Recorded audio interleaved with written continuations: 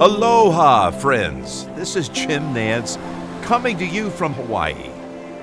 The Mauna Kea Golf Course has long stood as a beacon of golf's beauty and challenge.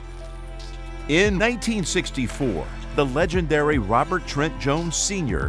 carved this masterpiece from lava rock and dreams.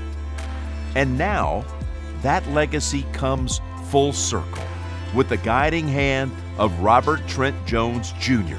Every hole has been thoughtfully enhanced to reflect the vision of 1964, while embracing the best of today's play.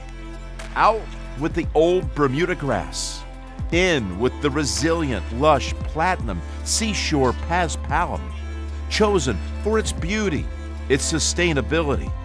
The bunkers, now refined, their design sharper, their placement more strategic. Some areas have undertaken a subtle clearing to reveal vistas long hidden. Every tee box, every fairway, every green, renewed, reimagined, and yet unmistakably Mauna Kea. Not remade, but reborn. And now, friends, it's ready for you.